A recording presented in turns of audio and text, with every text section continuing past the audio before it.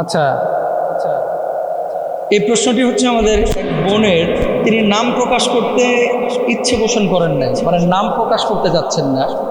তিনি লিখেছেন, বাড়ির মধ্যে আমরা যখন আমাদের স্বামী, আমাদের সন্তান, শ্বশুর শাশুড়ি অথবা যারা যাদের সামনে পর্দা করতে হয় না, এরকম কোনো পুরুষদের সামনে যখন আমরা থাকবো বা হাঁটাচলা করবো ঘরোয়াভাবে, শরীরের কোন অঙ্গগুলো আমরা খোলা রাখতে পারবো? 1 নম্বর।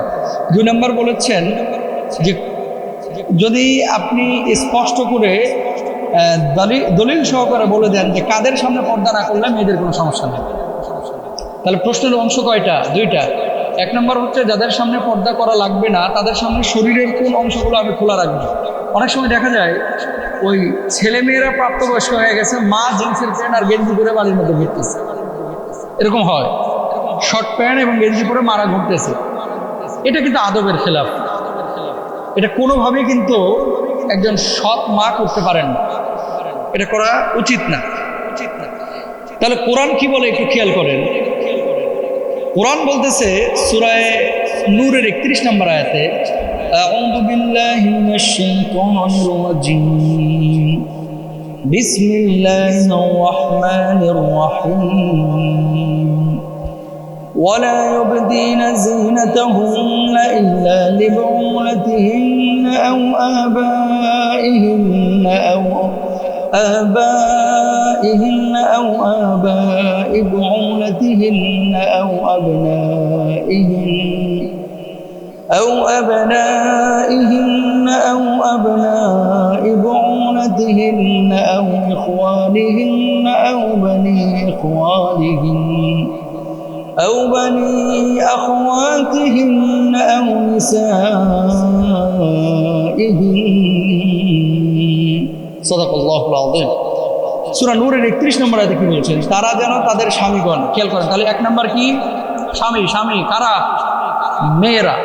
মেয়েরা তাদের স্বামী, তাদের পিতা, স্বামীর পিতা মানে শ্বশুর, ছেলে, স্বামীর ছেলেগণ, ভাইগণ, ভাইয়ের ছেলেগণ, বোনের ছেলেগণ, আপন নারীগণ, তাদের মালিকানাধীন দাস, যৌন কামনা রহিত অধীনস্থ পুরুষ এবং নারীদের গোপন অঙ্গ সম্পর্কে অজ্ঞ শিশুরা ছাড়া কারো নিকট নিজেদের সাজসজ্জা প্রকাশ না করে। নূর আয়াত নাম্বার 31, সূরা নূরের মধ্যে আল্লাহ তাআলা বলছেন। তো সিরিয়াল তো পেয়ে গেলেন যে কাদের সামনে একজন নারী মানে আপনার পর্দা ছাড়া বলতে খাস পর্দা, যেটাকে হাত মোজা, পা মোজা, চোখ ঢাকা মেঘা, এরকম পর্দা এদের সামনে করা জরুরি না। স্বামীর সামনে, ছেলের সাথে, শ্বশুর শাশুড়ির সাথে। এবং এরকম কিছু বুড়া মানুষ আছে কিন্তু নিজের পরিবারে, দেখবেন ওই গ্রামে গিয়েছে ঢাকা শহর থেকে, হুজুর বিয়ে করেছে। যেমন আমি যখন বিয়ে করার পরে ঢাকা থেকে বউরে নিয়ে গেলাম, যাওয়ার পরে আমার এক দাদা ভাই, তখনই তার বয়স প্রায় 110 বছর, তখন এমন বুড়ার বুড়া, আল্লাহ জান্নাত নসিব করুক, মারা গিয়েছেন।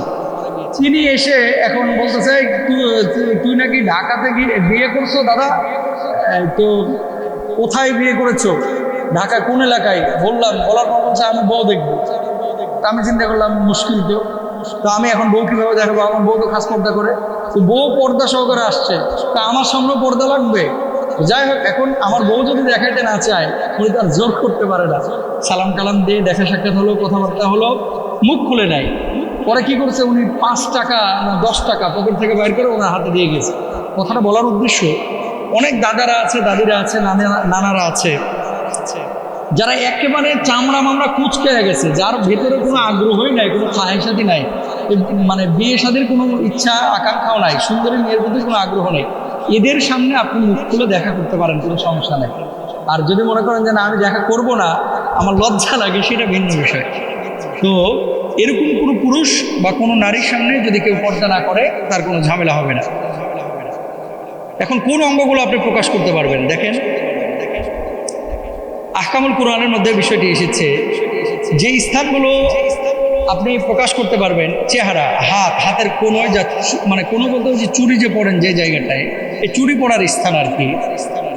তারপরে বাহু বা ওই যে বাজুবন্ধ পড়ার স্থান, আর গলা এবং সিনা বিশেষ করে এই গলা থেকে নিয়ে সিনা এবং নাভি নিচ পর্যন্ত এই জায়গাগুলো কিন্তু অলওয়েজ খোলা রাখতে হবে। এই সরি নাউজুবিল্লাহ, অলওয়েজ এগুলো কি রাখতে হবে? ঢেকে রাখতে হবে। আপনি এই হাতের কবজি পর্যন্ত আপনি খোলা রাখতে পারবেন, মুখটা আপনি খোলা রাখতে পারবেন ঘরের ভিতরে, আপনার পায়ের তালু মানে টাকনুর নিচে আপনি খোলা রাখতে পারবেন। তারপরে আমার মা বোনেরা যেটা ভুল করে থাকে অনেক সময়, যে যারা শাড়ি পরেন ওই পেট বাইর করে রাখে, এটা করবেন না, এটা উচিত না। এটা সুন্নতি পোশাক না। সালোয়ার কামিজের মতো ঢিলা ঢালা পোশাক পরবেন, ম্যাক্সি টাইপের পোশাক পরবেন যেগুলো একেবারে ঢিলা ঢালা, যেগুলো স্বাভাবিকভাবে কাজকর্ম করার ক্ষেত্রে উন্মুক্ত থাকে, এই জায়গাগুলো আপনি খোলা রাখতে পারবেন।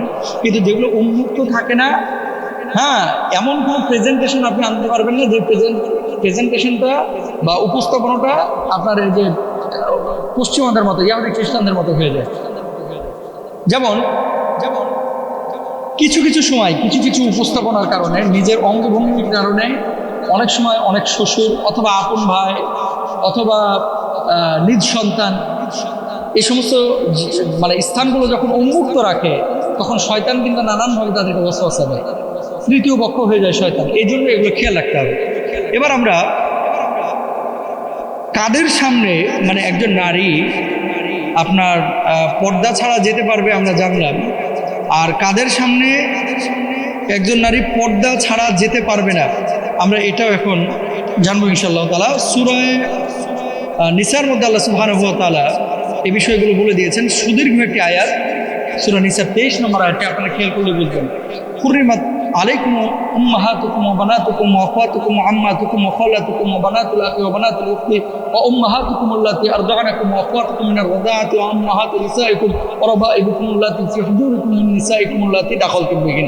সুদীর্ঘ একটি আয়াত। আমি আয়াতের পরিপ্রেক্ষিতে আপনাদেরকে বলি, একজন নারী যে 14 জন পুরুষের সঙ্গে দেখা করা বৈধ, সেই 14 জন পুরুষ কারা খেয়াল করেন, মানে পুরুষ 14 জন যাদের সাথে দেখা করা বৈধ, মানে এদের সাথে খাস পর্দা আপনার লাগবে না। 1 নম্বর, বাবা হলেন 5 শ্রেণীর। বাবা মানে নিজের জন্মদাতা বাবা, দুধ মার স্বামী, চাচা বাবার আপন ভাই, মামা মায়ের আপন ভাই, শ্বশুর স্বামীর আপন ভাই। ভাই সম্পর্কিত 5 জন, আপন ভাই একই বাবার সন্তান, দুধ ভাই দুগ্ধদানকারী মায়ের সন্তান, দাদা ভাই আপন বাবার বাবা, নানা ভাই নিজ মায়ের বাবা, নাতি নিজের ছেলে মেয়ের এবং আপন ভাই বোনের ছেলে মেয়ের ঘরের সন্তান। মাশাআল্লাহ। তারপরে দেখেন ছেলে সম্পর্কিত যাদের সাথে দেখা করা যাবে তারা হচ্ছে 4 জন। 1 নম্বর, নিজের ছেলে, ভাতিজা, আপন ভাইয়ের ছেলে, ভাগিনা, আপন বোনের ছেলে, জামাতা, নিজ মেয়ের স্বামী। এদের সঙ্গে খাস পর্দা করা একজন মেয়ের জন্য জরুরি না। এই মানুষগুলো ছাড়া যত মানুষ আছে এদের সাথে মুখ ঢেকে চলতে হবে, খাস পর্দা করে চলতে হবে। আল্লাহ তাআলা আমাদের সবাইকে বোঝার তৌফিক দান করুন।